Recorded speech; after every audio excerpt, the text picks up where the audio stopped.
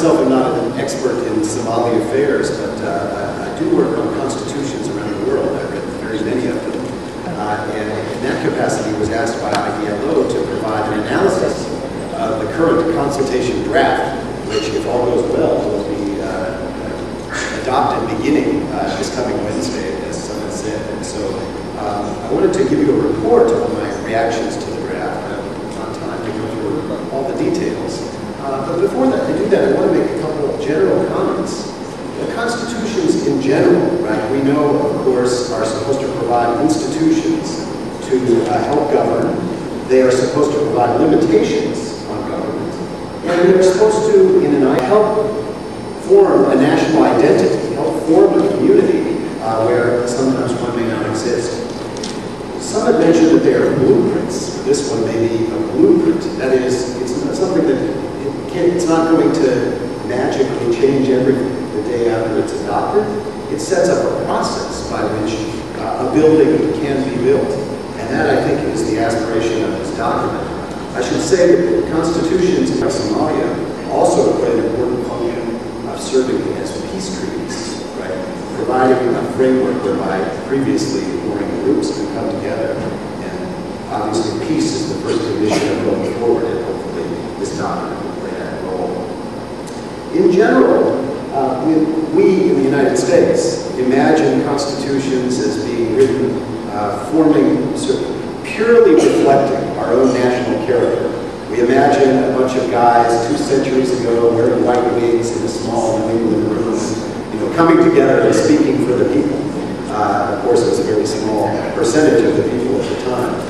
But in fact, constitutions now, and probably even then, are always embedded in a kind of international context. The Constitution is designed not just to speak and to form governance for the people, but to provide a kind of signal to the outside community. It should, these days, reflect a certain international norms, because that's what people expect in an era of human rights.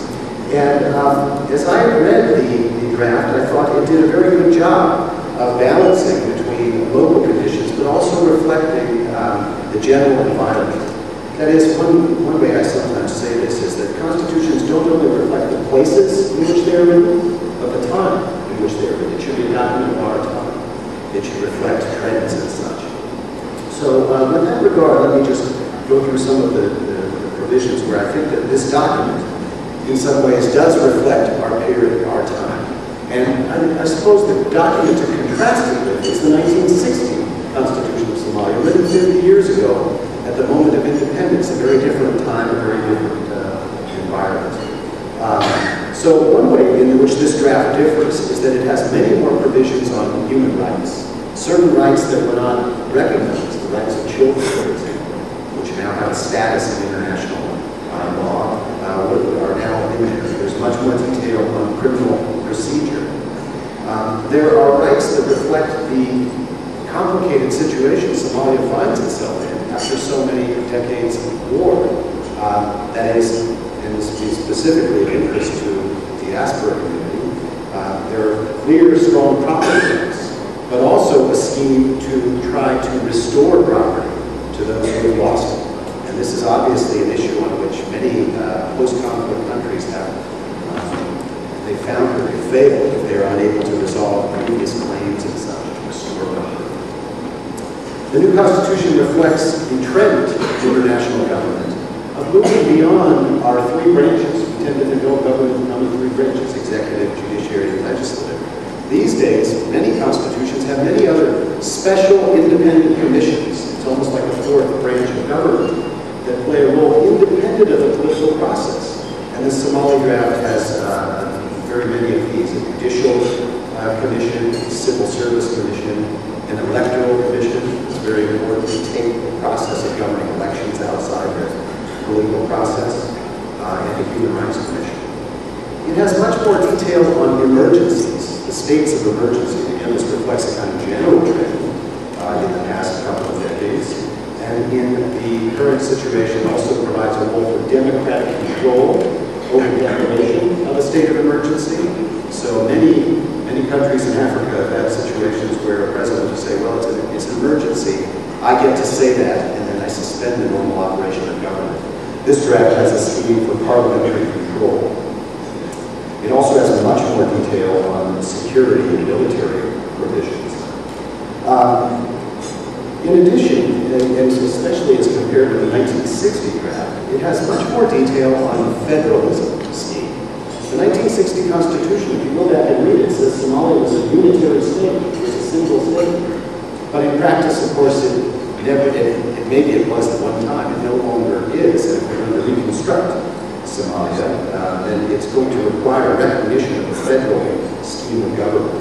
So each of the regional states has its own constitution. There's an upper house of parliament, which has a kind of role for laws of a federal character, laws which would affect the federal state powers. Generally speaking, has much more detail on federalism, which I think is a good thing. You know, if I was going to make a criticism of the draft, the one thing I think may be a problem has to do with this scheme of federalism. So if you think about the United States, we have two levels of the lawmaking authority, states and the federal government. And in our system, the things which are federal are listed in the Constitution, and everything else is left to the states. That means things which are really local, like zoning law or hiring the police, these can be done at the local level. But things which really are national in character, like national defense, single currency, are left to the national level. That's the goal of a federalism scheme, to assign the powers to the right level. The Somali draft is a very complicated scheme in this regard. It has 5 different kinds of topics.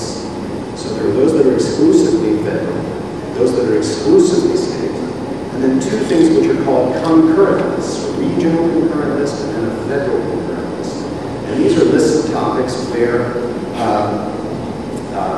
both governments can regulate, but one serves as the default regulator. So that is, if there's a conflict between a federal regulation and a state regulation on, let's say, the state concurrent list, the state would win with regard to that topic.